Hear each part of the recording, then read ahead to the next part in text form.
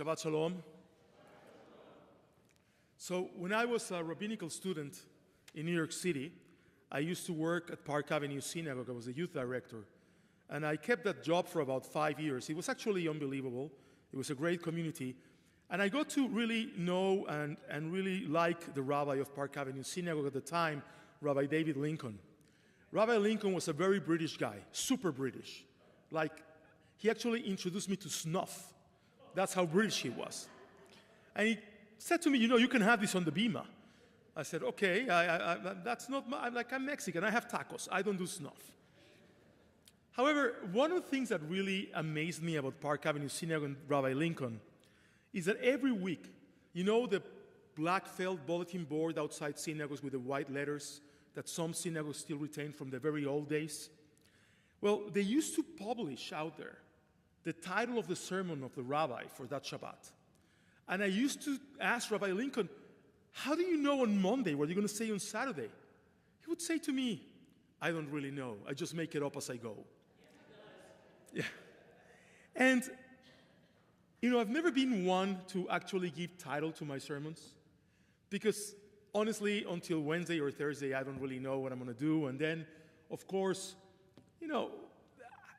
what if the title really doesn't match the sermon?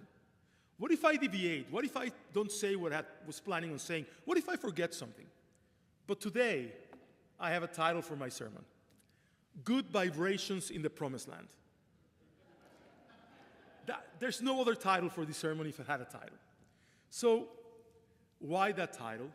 Well, this past week, we actually lost one of the greatest musical visionaries of our time in the United States, Brian Wilson, who was one of the Beachboys and the lead composer of the Beachboys. He was 82 years old. And for those of us who grew up only listening to the music, but not necessarily knowing the story, his story was a conflicted story.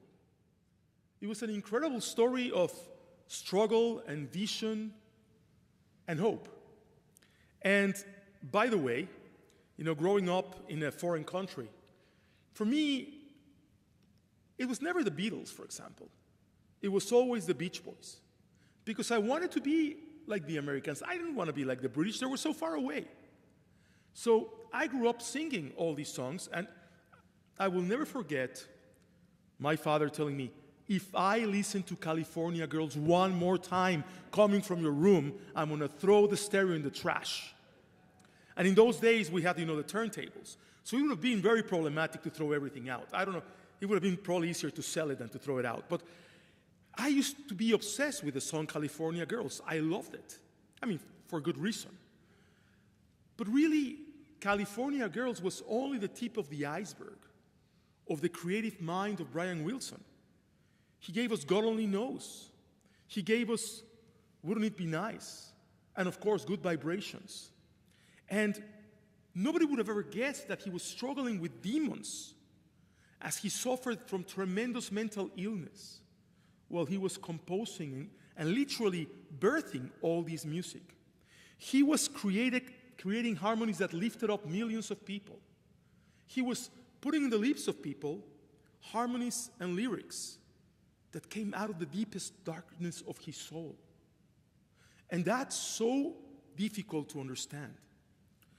Well, to me, as strange as it sounds, thinking about Brian Wilson this Shabbat made me think of our Torah portion. Believe it or not, they're tremendously related.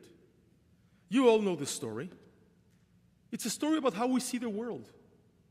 It's a perennial story of the glass of water, whether it's full or empty or half full or half empty. It's a story of the spies, of the scouts. Is the land filled with struggle, or is the land filled with promise? It's all in the eye of the beholder.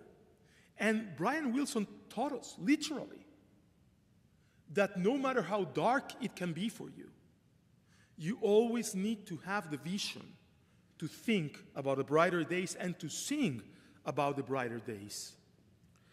What do the spies say to Moses? 10 of the spies come back and say, look, we can't go in there. There are giants, they're going to devour us. And by the way, the Midrash tells a story that they started what was so bad with the land? So what did these 10 people see? They saw all of these funerals taking place. So they were awe-stricken, like, not only are there giants there, but they kill everybody. We cannot go in there. It's beyond our reach. But 2 of the spies, Joshua and Caleb, actually came out of that land bringing back a very optimistic report, the opposite of the 10 spies. And what did they say? Especially Caleb says the following words.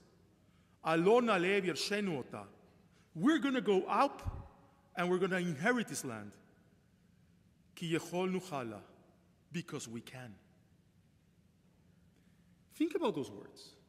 The Midrash tells us that Caleb was actually obsessed with the idea of optimism. He was almost too optimistic. But he basically said, not only because God is giving it to us, but because we can. He was the first of our people who actually came up with this idea that we should never see ourselves as grasshoppers. And I know it was a Kotzker Rebbe that really came up with this metaphor. The Kotzker Rebbe says the sin was not to see the giants. The sin was to look at ourselves as grasshoppers. Because grasshoppers can be stepped on. Grasshoppers never grow to be larger. That was her sin. And dear friends, the idea in life, not only in this moment, is that we can never see ourselves as grasshoppers. No, I can't do it. No, I can't do that. How many times do we vacillate? How many times do we doubt ourselves in the process of doing something that could make us great and make the world great? That's the message for this Shabbat. And the Midrash Tanhuma even says something deeper about Caleb and his optimism. He has a beautiful line that says, Ki af im yomar lanu asusu lamot ve'alu lerakia na'aseh. Even if God, says Caleb, tells us to build ladders and go up to heaven, we will make it happen. Wow. He doesn't even have a problem yet. He's anticipating the problem, and he's already saying, even if we have to build a ladder as far as we can reach, we're going to make it happen. Faith, the Midrash is telling us, is not about waiting for guarantees in return to our prayers for God. Faith, the Midrash is telling us, is about hope, about vision, about being willing to climb even when you can't see the path forward. That's exactly what faith means. And that was true for Caleb, that was true for Yeshua, and that's true for us.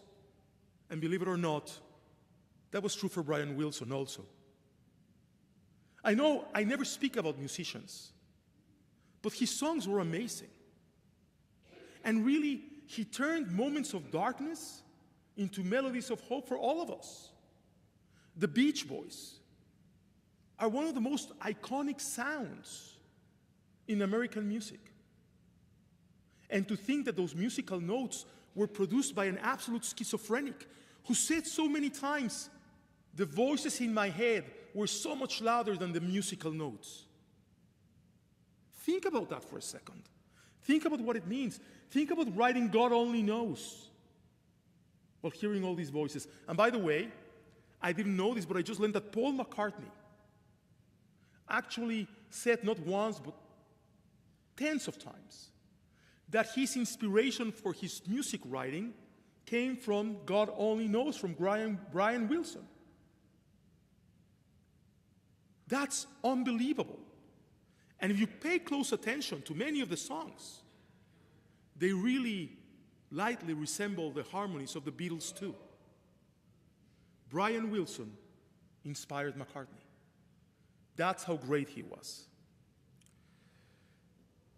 He built ladders into heaven to build melodies. He battled the voices, but he didn't let the voices win. He heard them, but he didn't let the voices win. And that is what faith demands. That even when we doubt things, that even when we believe we cannot possibly do that or accomplish it, we at least try. We at least try. We at least go for it. I'll tell you a funny anecdote. I'm sorry it's not baseball or football, it's soccer. But there is one thing worse than being a Cleveland Browns fan. It's being a Mexican soccer fan. The national soccer team of Mexico will never win anything. All of us grew up thinking they are going to win the World Cup one day, and we all go to the World Cup, and we all buy the jerseys, and we all flock to the stadiums. I'm actually probably going to go Sunday to, see them face Costa Rica. And I hope they don't lose, because every time I go to see them in the Allegiant Stadium, they lose. And you know what the Mexican fans chant? Besides the crazy chants, there's a chant. Sí se puede. Yes, we can. That's the chant. Yes, we can. We're playing against the Dominican Republic and Suriname, countries of this size. And we're yelling, yes, we can. That is faith, dear friends. That is hope. That after all these years, I still believe I'll see them in the World Cup final. Yeah. It's never going to happen, but I have to believe, right?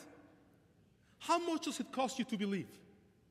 They don't charge you to believe. They don't charge you to dream. Nobody does. So it can't hurt you. Today, in our homeland, we're also facing again a moment of fear. A moment where we all think,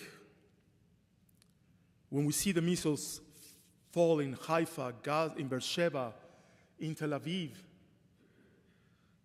we think that it could not be darker. We've never seen images since 1948 of our cities destroyed like this.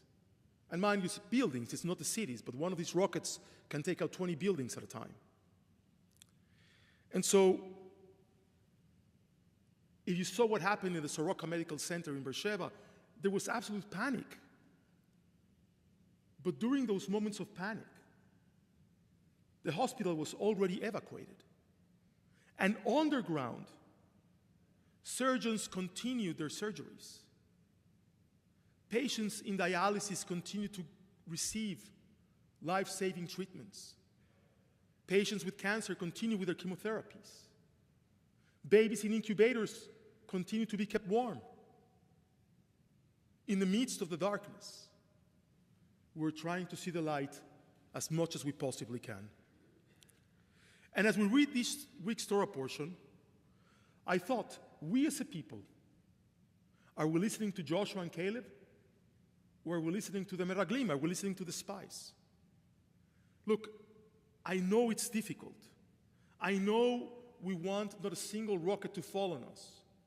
But it's impossible to defeat this enemy and escape unscratched. The Talmud says, in Masechet Sotah, that the reason why they visualized those funerals in the land, the spies, and they thought it was cursed, is because God busied the inhabitants of the land with funerals so that it would distract them from finding out that they were scouting out the land. It was a distraction. God was protecting the spies. And I think that in a really awesome and unbelievable way, the falling of these rockets is also reminding us that we are vulnerable, that we're not invincible, and that because we became arrogant, and we thought we were vulnerable, and we thought we were invincible, October 7th happened. And because we know what happens, it can never happen again. Look at what God says to our people. When you feel in dark times, when you can't hear anything but those voices, Shir L'Adonai Shir Chadash, sing unto God a new song. Do it. There's no other way. I want to share with you a vignette that came out of the BBC this past week. You know, I watch the BBC once in a while because I need a dose of reality of what the world is thinking. And there's a reporter standing in Tel Aviv. The rockets are falling in the background. And he is puzzled. His face is like a question mark. And in a very thick British accent, he's reporting to the anchor in the studio, "You wouldn't believe what the Israelis are doing. They're dancing in their pajamas in the shelters. They're dancing in their pajamas in the shelters." He was out of his mind. He couldn't believe that we dared dance in our pajamas. And let me tell you why we dance in our pajamas. Somebody asked me the other day, and it's a very legitimate question, by the way, do I not feel a little bit of pain or something at all when I see the images of Gaza or Tehran being destroyed? And I had to be absolutely honest, and I said, no, I don't. Look, I do not rejoice in seeing other human beings get hurt. But after October 7th, these enemies have to go. They're for real. Let me tell you what they remind me of. Do you remember the last days of the Third Reich? Do you remember the death marches? Hitler and his army were more concerned about killing the Jews than about winning the war. This is part of what's going on right now. All of those missiles that, by the way, they're now much fewer in number, are exactly the same thing. They represent exactly the same thing. Instead of protecting their citizens, instead of coming to the table, instead of saying, okay, let's just live as human beings with one another, they want to kill the Jews. That's all they want to do. So no, I don't feel anything when the bombs fall in Tehran. And if I feel anything at all, it's perhaps a little bit of joy that maybe in the future, all of these innocent people that live in that country, that do not believe in the Ayatollah, that do not follow that line of theocracy, can actually one day be free. You know, I have a doctor here in Las Vegas who's actually from Tehran. He's Muslim. And every time I go see him, he tells me that he hopes this is the year the Ayatollah falls. His mother still lives in Tehran, and he still goes to visit her. And he was texting me the other day as this was happening, and I said, "Doctor, I'm so worried. Is your mom okay?" He says, "Don't worry about my mother. If you can talk to Netanyahu, tell him to get it over with." I said, "Unfortunately, Bibi doesn't listen to me. We don't really like each other that much. But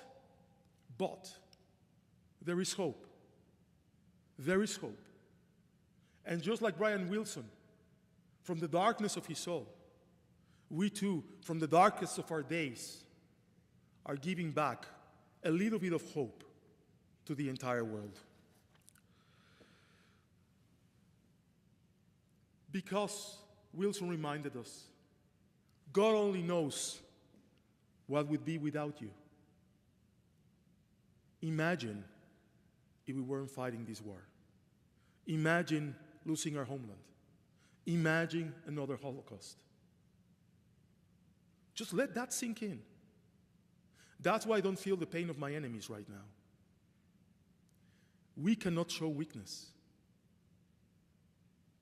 Our Holy Land, our homeland, is in the worst neighborhood in the world. That's not just a cliche, it's a reality. And remember what the Torah reminds us in this Torah portion. Adonai itanu. God is with us. When I was a little kid, I used to go to this youth movement, Abonim Dror, which, if you're familiar with, is like the Anwar Oved in Israel. It's a very left-wing Zionist youth movement. And I grew up there. And it literally made me the Zionist that I am today. I probably have strayed a little bit more to the center, but I grew up in that movement. And at the end of every meeting on Saturday afternoons, the leader will scream, Aleve Hashem, and we would answer back, Alo Na'ale. He said, let's go up and forward. And we would reply as kids, we will climb. Little did I know that all of those words came from the Midrash Tanchuma, and that the early Zionists took it from a rabbinic literature. Alo Na'ale, like Caleb, yes, we will climb. even when we have to build the ladders. Dear friends, Israel needs our love, not our panic, our advocacy, not our despair. Faith is not ignoring the giants. It's not ignoring the darkness that brews up within you. It's facing them. It's conquering the darkness and the giants. It's writing a symphony even when you cannot hear your own music. It's Caleb saying, yes, we can and we should climb. It's Brian Wilson saying, wouldn't it be nice? It's us saying, let's go up, let's inherit the promise, let's inherit our land. May the memory of Brian Wilson inspire us to make harmony out of our brokenness. May the words of Caleb guide Israel through these dangerous times. And may we too, each one of us, have the courage to take that ladder,